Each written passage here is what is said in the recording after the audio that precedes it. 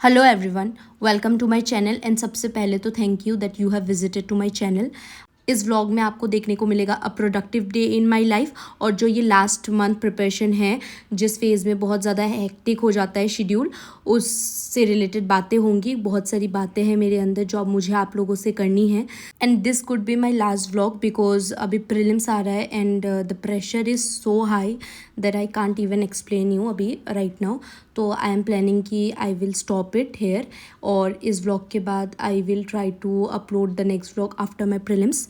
But still I will try कि मैं मई महीने में एटलीस्ट 1 या 2 वीडियो डाल दूँ, ताकि आपको दिखा पाऊँ कि वो जो उस महीने का एक प्रिपरेशन फेज़ होगा तो कैसा होगा।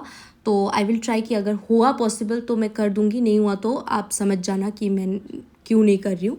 तो इस वीडियो के through you will get to know कि ये मेरे आने वाले 30 डेज़ की प्रिपरेशन कैसी रहेंगी और अभी क्या सिचुएशन चल रहा है मेरे लाइफ में। So please do watch the vlog till the end. और यहाँ पे I have started with revising NCERT। और जब मैं पढ़ रही थी सुबह, देखो लाइट चली गई, मेरी किस्मत ही मतलब ख़राब है। फिर मैंने जैसे तैसे मतलब चार्ज लाइट जला के पढ़ना शुरू किया, बट चार्ज लाइट में भी चार्ज नहीं था। बट जैसे तैसे मैंने अपना रिविज़न किया। यहाँ पे मैं NCERT कर रही थी। फिर पढ़ने के बाद थोड़ा सा ब्रेक लेके मैं बाहर गई कबूतर को दाना देने, जो कि मेरा मतलब डेली ड्यूटी बन चुका है अब। सुबह के यहाँ पे 7:30 बज रहा था और अभी तक मतलब धूप नहीं निकली थी, और मैं तो सुबह जल्दी उठ ही गई थी अपने पढ़ने के लिए। और जैसे ही मैं घर गई तो मैंने देखा लाइट आ गई थी, तो मैं वापस से पढ़ने लग गई। As I have told you कि मैं NCERT पढ़ रही थी, क्योंकि NCERT को मुझे पढ़े हुए बहुत लंबे टाइम हो चुके थे। तो इकोनॉमिक्स का NCERT रिवाइज करने के बाद फिर आई हैड माई ब्रेकफास्ट, जिसमें मैं ब्राउन ब्रेड का सैंडविच बना के खा रही थी। साथ ही में मैंने अपने मॉक टेस्ट भी दिए थे एंड फिर मॉक टेस्ट सॉल्व किए। उसके बाद रेडी वेडी होके मैं निकल गई अपने लाइब्रेरी। और ये एक्चुअली ब्लॉग काफ़ी पुराना है, लाइक ऑलमोस्ट 1 वीक पुराना है। सोचा तो था मैं वेडनेसडे को ही अपलोड कर दूंगी, but due to some reasons I couldn't upload that, और मैंने उसको ऐसे ही रख दिया था। खैर कोई बात नहीं, आज मेरा मूड काफ़ी सही है। तो यहाँ पे मैं लाइब्रेरी जा रही हूँ अभी पढ़ने के लिए। बट बिफोर दैट मैं आपको बता दूँ कि अगर आपने अभी तक कोई भी टेस्ट सीरीज ज्वाइन नहीं किया है and you are confuse with too many sources, so Testbook pass elite लेके आया है ऑल इन वन सोल्यूशन, जिसमें आपको मिलेंगे 300+ test covering PYQs, NCERTs, daily current affairs, और साथ ही में ये लोग प्रोवाइड कर रहे हैं UPSC मेंस टेस्ट सीरीज भी। तो ये काफ़ी अच्छा ऑफर है and you can use the coupon code POL10 to get extra 10% discount. ये लोग साथ ही में लास्ट मिनट रिविजन के लिए आपको प्रोवाइड करेंगे चीट शीट, जिसके थ्रू आप रिविजन कर सकते हो। फॉर एग्जाम्पल आप ये देख सकते हो टाइमलाइन ऑफ द 1857 रिवॉल्ट। इसी तरह से आपको फ्लो चार्ट के थ्रू में बहुत सारे शीट्स मिलेंगे और रिवीजन नोट्स भी मिलेंगे, तो आपका लास्ट मिनट रिवीजन भी अच्छा हो जाएगा। Even if you are not attempting this year, आप अगर ये टेस्ट सीरीज ज्वाइन करते हो तो ये आपके लिए प्रॉफिटेबल ही होगा, क्योंकि आपको एक टेस्ट देने का आदत हो जाएगा और ये आपके लिए बेनिफिशियल होगा। So I will provide the link in the description box, so do check it out. तो ये मैं लाइब्रेरी पहुंच गई थी और यहाँ पे पसीने छूट रहे थे क्योंकि बाहर बहुत गर्मी थी।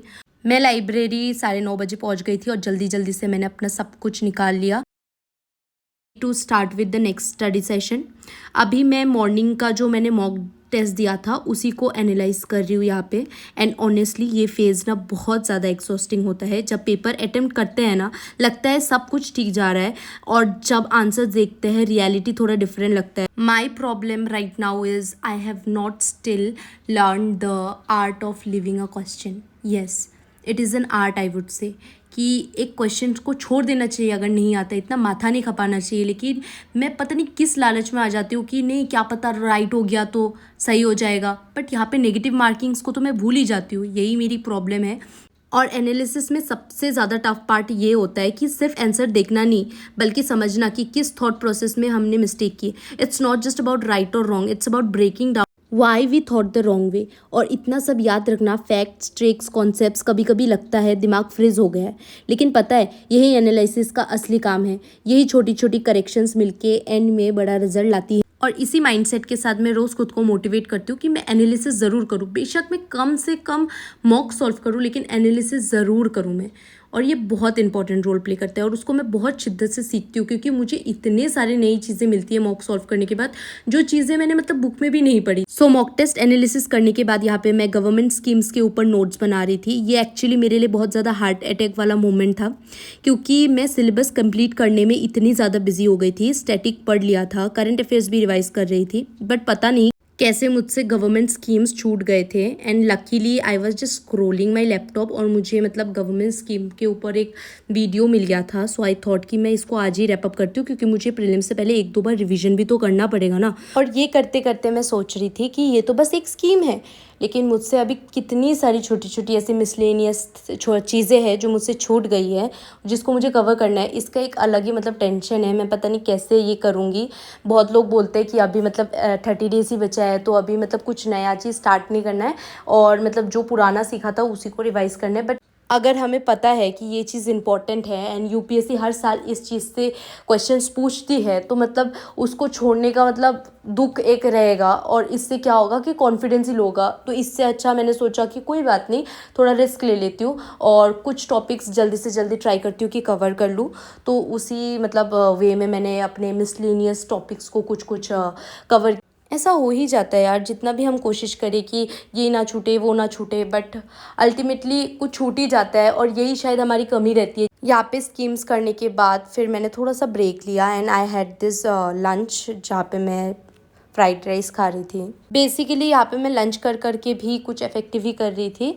यहाँ पे मैं स्टडी IQ के चैनल से वो एनिमेशंस के थ्रू बहुत अच्छे से समझाते हैं ना, कुछ हिस्ट्री का वो वीडियो देख रही थी। विजुअल से मतलब ब्रेन में ज़्यादा देर तक रह जाता है।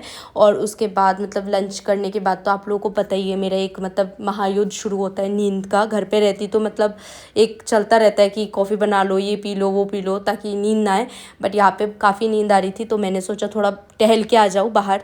तो बाहर क्या, यहाँ पे हमारे लाइब्रेरी में ये ऐसा रूम है और ये मुझे काफ़ी फैसिनेटिंग लगता है।